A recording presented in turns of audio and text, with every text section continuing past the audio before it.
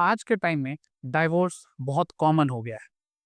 Maximum news का headline यही होता है कि इस बॉलीवुड सेलिब्रिटी, इस यूट्यूबर, इस स्पोर्ट्समैन ने ली डाइवोर्स।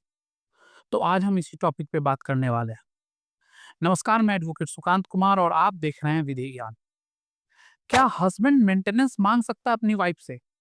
सुनने में थोड़ा अजीब लगा होगा कि क्या बातें कर रहा है। ये तो समाज के लिए एक अभिशाप का बात है कि अगर कोई हस्बैंड अपनी वाइफ से पैसा मांगे कि तुम हर महीने मुझे खर्चा दो जिससे कि मैं अपना जीवन यापन कर सकूं। समाज में ये एक बहुत बड़ा टैबू दिख रहा है लोगों को और है भी। लेकिन लॉ में इसका प्रोविजंस। आज मैं बात करूंगा हिंदू मैरिज एक्ट 1955 के प्रोविजंस के विषय में। हिंदू मैरिज एक्ट में वही फॉल करते हैं जो हिंदू होते हैं और उनकी शादी पूरे उस तौर तरीके से की गई हो जो हिंदू मैरिज एक्ट बोलता है। जरूरी नहीं कि हर हिंदू लड़का या लड़की का शादी हिंदू मैरिज एक्ट में फॉल करे। उसके लिए शुरू से आपको हिंदू मैरिज एक्ट पढ़ना होगा। अगर आपको इस विषय में कुछ जानकारी चाहिए तो आप कमेंट कर दीजिएगा, हम उस पर भी वीडियो बना देंगे। बट आज जो हमारा टॉपिक है, क्या हस्बैंड वाइफ से मेंटेनेंस क्लेम कर सकता है, मांग सकता है या नहीं। तो सबसे पहले हम समझते हैं कि डाइवोर्स क्या है। शादी तो हो गया, सबको पता है, शादी हुआ, उसके बाद आता है डाइवोर्स। मेन डाइवोर्स दो तरीके का।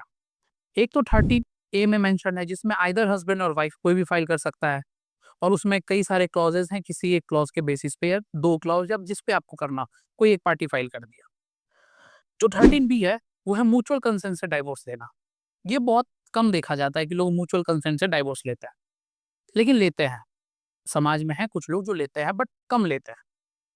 बट मैक्सिमम केस में हम देखते हैं कि वाइफ ने हस्बैंड से मेंटेनेंस के तौर पे मांगा 3 लाख रुपया महीना, 2 लाख रुपया महीना, 50,000 रुपया महीना, 70,000 रुपया महीना, 90,000 रुपया महीना, मतलब चमड़ा का मुंह कुछ भी मांग लो।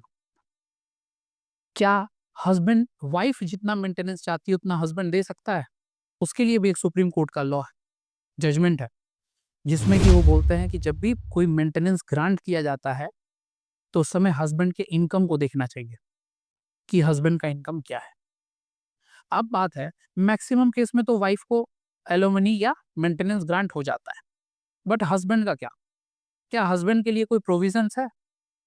तो यस, हस्बैंड के लिए भी प्रोविजन है section 24 of Hindu marriage act 1955, जिसमें husband can claim maintenance from his wife, जिस पे सुप्रीम कोर्ट का एक जजमेंट है। ये बहुत नॉर्मल है नहीं तो बहुत सारा जजमेंट है नहीं, लेकिन एक जजमेंट है सुप्रीम कोर्ट के। उस जजमेंट का नाम है कंचन versus Kamlendra 1993।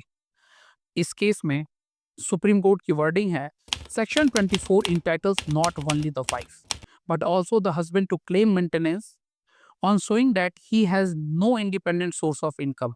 He has means husband doesn't have. However, the husband will have to satisfy the court that either due to physical or mental disability he is handicapped to earn and support his livelihood. या तो वो physical, या तो कोई किसी तरह से दिव्यांग हो गए हो, अपाहिज हो गए हो, कोई काम नहीं कर सकते, या फिर मेंटली मे बी ब्रेन एमरेज हो गया हो, पैरालिसिस मार दिया हो, या फिर एक टाइम के बाद आके लोग एबनॉर्मल हो जाते हैं, मेंटली गिल हो जाता है। अगर ये हस्बैंड प्रूफ कर दे तो इस केस में हस्बैंड भी अपने वाइफ से मेंटेनेंस मांग सकता है। उसके बाद लिखते हैं कि कोर्ट की वर्डिंग है कि support his livelihood, held that since the husband was able bodied and was not mentally ill and only because his business had closed down he could not be granted any maintenance। मतलब कि आप शारीरिक रूप से सक्षम हैं but किसी वजह से आपका बिजनेस डाउन चला गया तो आप इस केस में वाइफ से मेंटेनेंस नहीं मान सकते। किस केस पे मान सकते हैं? जब आप मेंटली और फिजिकली अपाहिज रहेंगे तब, या दोनों में से कोई एक भी रहे तब। It being opposed to spirit of section 24 of the act. ये था सुप्रीम कोर्ट का जजमेंट कंचन वर्सेस कमलेंद्र और 1993 में। तो ये था सुप्रीम कोर्ट का जजमेंट। मैक्सिमम लोगों के मन में एक सवाल होगा कि अक्सर जो कोई लॉ का वीडियोस देखते हैं उसमें सुप्रीम कोर्ट के जजमेंट या हाई कोर्ट के जजमेंट की बात क्यों की जाती है। इस पे भी हम लोग एक डिटेल वीडियो बनाएंगे।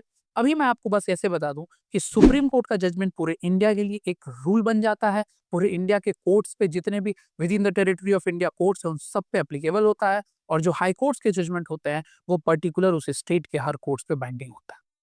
इस पे कॉन्स्टिट्यूशन में प्रोविजन है जो हम आगे किसी वीडियो में डिटेल डिस्कस करेंगे। तो यही था आज का हमारा वीडियो।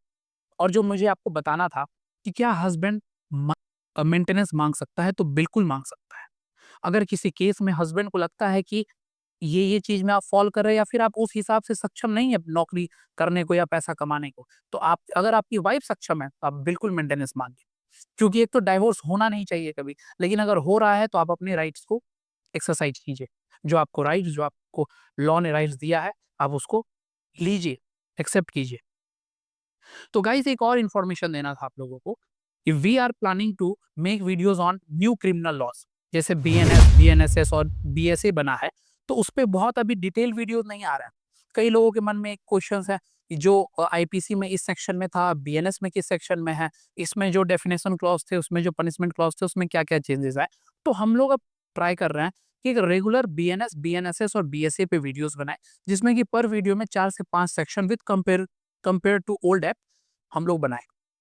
तो आप अपने उन दोस्तों को शेयर कर दीजिए जो जिनको लीगली नॉलेज चाहिए या फिर जो लॉ कर रहे हो, जिनसे कि उन्हें भी थोड़ी हेल्प मिल जाएगी और हमें भी थोड़ा हेल्प मिल जाएगा, जिससे हमारे सब्सक्राइबर बढ़ेंगे और हमें सपोर्ट बढ़ेगा, हमें सपोर्ट मिलेगा। और दोस्तों, अगर आपको किसी भी तरह का कोई लीगल एडवाइस चाहिए या फिर आपको और भी कोई कानूनी समस्या है आपके जीवन में जिससे कि आपको समाधान चाहिए, तो यू कैन कॉन्टैक्ट अस।